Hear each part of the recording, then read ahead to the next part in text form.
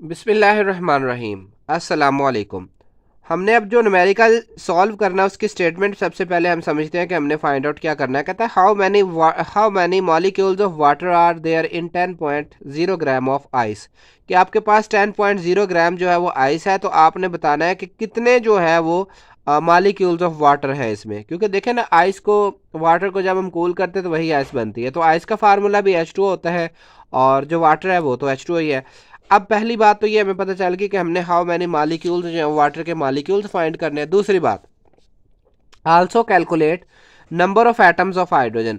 अब पहले हमने मॉलिक्यूल्स ऑफ वाटर मालूम करना है, उसके बाद हमने नंबर ऑफ हाइड्रोजन एटम मालूम करने हैं और ऑक्सीजन सेपरेटली। फिर इन दोनों को जो है वो हाइड्रोजन और ऑक्सीजन के जो है वो हमने एटम्स मालूम करने हैं कि जो हमारे पास 10.0 ग्राम आइस है, इसमें टोटल वाटर के मॉलिक्यूल कितने हैं, हाइड्रोजन के मॉलिक्यूल कितने और ऑक्सीजन के मॉलिक्यूल्स कितने, and the total number of atom. और उसके बाद टोटल एटम्स मालूम करने हैं and the covalent bond present in it. और उसके बाद हमने मालूम करना है कि 10.0 ग्राम ऑफ आइस में टोटल कितने कोवलेंट बॉन्ड है। तो सबसे पहले हम नंबर ऑफ मॉलिक्यूल्स मालूम करेंगे वाटर के।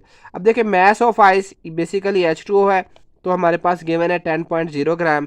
मोलर मैस ऑफ आइस यानी कि H2O, इसका होता है 18, हाइड्रोजन का होता है 1 और ऑक्सीजन का होता है 16। दो हाइड्रोजन है, 2 इनका हो गया और 16, 18 ग्राम पर मोल। जो मोलर मैस होता है उसका यूनिट होता है ग्राम पर मोल। अब हमने नंबर ऑफ वाटर मॉलिक्यूल्स या number of molecules of water find out करने हैं, तो उसका फार्मूला बनेगा mass over molar mass multiply by Avogadro's number. अब मैस हमारे पास क्या है, 10.0 ग्राम, और जो मोलर मैस है वो है 18 ग्राम पर मोल। इसको हम मल्टीप्लाई करेंगे एवोगैड्रोस नंबर से, और जब हम इसको कैलकुलेटर पे इसको सॉल्व करेंगे तो हमारे पास number of molecules will be 3.344 multiply by 10⁻23 molecules of water आ जाएंगे। इसका मतलब ये है कि 10.0 ग्राम ऑफ आइस में इतने वाटर के मॉलिक्यूल्स हैं। अब न्यूमेरिकल का दूसरा पार्ट कि calculate the number of hydrogen atom and oxygen atom. तो सबसे पहले नंबर ऑफ हाइड्रोजन एटम्स हम देखेंगे। सबसे पहले अगर हम पानी के यानी कि वाटर के मॉलिक्यूल को देखें कि 1 molecule of H2 contain H atoms. अब आप इसमें देखें कि एक मॉलिक्यूल जो है वो H2 का, उसमें कितने एटम्स है, 2 एटम्स है, ठीक है। लेकिन हमारे पास टोटल मॉलिक्यूल्स कितने हैं, 3.344 मल्टीप्लाई बाय 10⁻23, यानी कि एक वाटर का मॉलिक्यूल हो तो उसमें 2 हाइड्रोजन एटम होते हैं।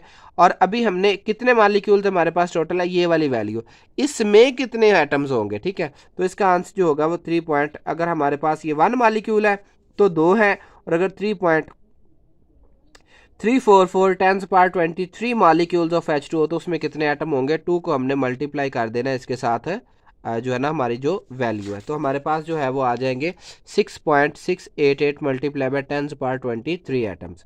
नंबर ऑफ ऑक्सीजन एटम, देखिए 1 molecule of H2O contain O atoms. एक मॉलिक्यूल जो H2O है उसमें जो है वो एक एटम होता है, तो हमारे पास है 3.344 multiply by 10⁻23 molecules of H2 contain O atom. वो कितने हो जाएंगे, 1 से हम इस वैल्यू को मल्टीप्लाई कर दें, मतलब जितने वाटर के मॉलिक्यूल उतने ही ऑक्सीजन के एटम्स हैं उसमें। उसकी वजह यह है कि पानी का फार्मूला H2 है, यानी कि इसमें 2 हाइड्रोजन है जबकि एक ऑक्सीजन है। अब हमने टोटल एटम्स मालूम करने हैं। टोटल एटम्स देखें हम कैसे मालूम कर सकते हैं, तो total number of H and O atoms क्या होगा, जो हमने हाइड्रोजन के एटम्स अभी कैलकुलेट किए हैं इनको प्लस कर देंगे जो हमने इसके जो है वो ऑक्सीजन के एटम कैलकुलेट किए, इन दोनों को प्लस करें तो हमारे पास आ जाएगा 10.032 मल्टीप्लाई बाय 10⁻23 एटम्स। अब नंबर ऑफ कोवेलेंट बॉन्ड की बात कर लेते हैं।